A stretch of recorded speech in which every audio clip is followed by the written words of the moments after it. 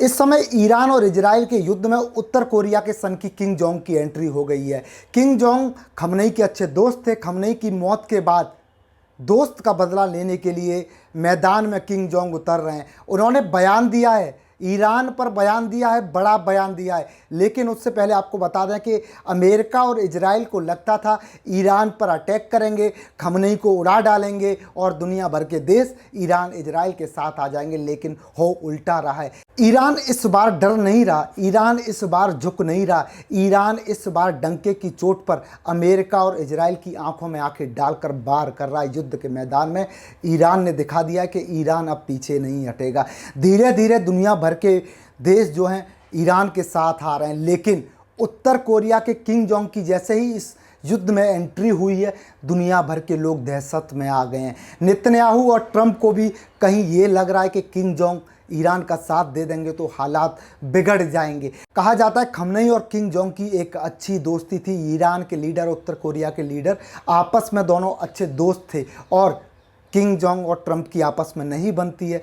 अब जब अमेरिका ने खमनेई को मारा है तो कहा जा रहा है कि उत्तर कोरिया के जो सनकी हैं किम जोंग अब ईरान के लिए इजराइल और अमेरिका पर सीधा अटैक करेंगे, सीधा दोस्त की मौत का बदला लेंगे। ये वीडियो देखिए कैसे किम जोंग ने तैयारी कर ली है और क्या बयान उन्होंने इस समय ईरान के लिए दे दिया है। खामेनेई की मौत के बाद जंग में कूद पड़े किम जोंग उन, ईरान के लिए मर मिटने को तैयार। खामेनेई के जिगरी दोस्त और डोनाल्ड ट्रंप के कट्टर दुश्मन दोस्त ईरान के किम जोंग उतरे मैदान में। सन की किम जोंग उन की हुई युद्ध में एंट्री तो फूल गई ट्रंप और नेतन्याहू की सांसें। दोस्तों, दुनिया एक ऐसे मोड़ पर खड़ी है जहां एक चिंगारी भी आग का दरिया बन सकती है। ईरान के supreme leader Ayatollah Ali Khamenei की मौत की खबर ने पूरी दुनिया को हिला दिया है। क्या ये सिर्फ एक राजनीतिक घटना है या फिर आने वाले बड़े भूचाल की शुरुआत है? और सबसे बड़ा सवाल, क्या नॉर्थ कोरिया के नेता किम जोंग उन अब चुप बैठेंगे? रिपोर्ट्स के मुताबिक खामेनेई की मौत के बाद ईरान के भीतर राजनीतिक और सैन्य हलकों में तेजी से हलचल शुरू हो चुकी है। सुप्रीम लीडर का पद सिर्फ धार्मिक नहीं बल्कि ईरान की सुरक्षा और विदेश नीति का केंद्र होता है। अमेरिका की भूमिका को लेकर कई तरह की अटकलें लगाई जा रही हैं। हालांकि वॉशिंगटन की ओर से आधिकारिक बयान बेहद सावधानी से दिए गए हैं और तनाव कम करने की बात कही जा रही है। लेकिन भू राजनीति में केवल बयान मायने नहीं रखते, शक्ति संतुलन मायने रखता है। ईरान वर्षों से पश्चिमी दबाव का सामना कर रहा है। परमाणु कार्यक्रम, प्रतिबंध, क्षेत्रीय संघर्ष, सबने इस टकराव को और ज्यादा जटिल बना दिया है। अब खामेनेई के बाद ईरान की अगली रणनीति क्या होगी? क्या नया नेतृत्व आक्रामक रुख अपनाएगा या फिर क्षेत्रीय स्थिरता की दिशा में कदम बढ़ाएगा? यहीं पर एक और महत्वपूर्ण खिलाड़ी सामने आता है और वो है नॉर्थ कोरिया।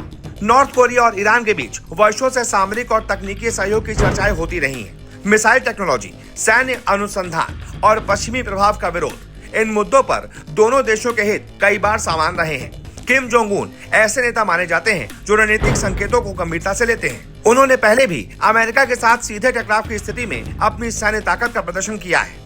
अगर वो इस पूरे घटनाक्रम को संदेश के रूप में देखते हैं तो उनकी प्रतिक्रिया केवल बयान तक सीमित नहीं रह सकती। हालांकि इसका सीधा मतलब युद्ध नहीं होता, लेकिन रणनीतिक दबाव, मिसाइल परीक्षण, सैन्य अभ्यास या कूटनीति चेतावनी जैसे कदम वैश्विक तनाव को बढ़ा सकते हैं। और अगर एशिया प्रशांत क्षेत्र में तनाव बढ़ता है तो अमेरिका को दो मोर्चों पर रणनीतिक संतुलन बनाना पड़ेगा, एक मध्य पूर्व, दूसरा पूर्वी एशिया।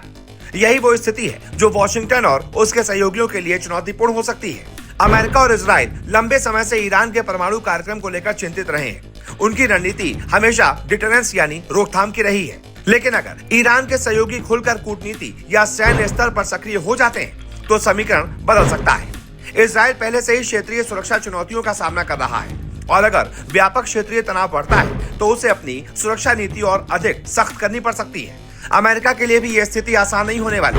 एक तरफ यूरोप में तनाव, दूसरी तरफ एशिया प्रशांत और अब मध्य पूर्व, तीनों क्षेत्रों में संतुलन बनाए रखना किसी भी महाशक्ति के लिए बड़ी परीक्षा होती है। अब सवाल यह है कि इसका असर भारत पर क्या होगा। भारत के ईरान से ऊर्जा संबंध है, अमेरिका के साथ रणनीतिक साझेदारी है, इजराइल के साथ रक्षा सहयोग है। ऐसे में भारत को बेहद संतुलित और परिपक्व कूटनीति अपनानी होगी। अगर मध्य पूर्व में अस्थिरता बढ़ती है तो तेल की कीमतों में उछाल आ सकता है, वैश्विक बाजार प्रभावित हो सकता है और आर्थिक दबाव बढ़ सकता है। यानी ये संकट केवल एक क्षेत्र तक सीमित नहीं रहेगा।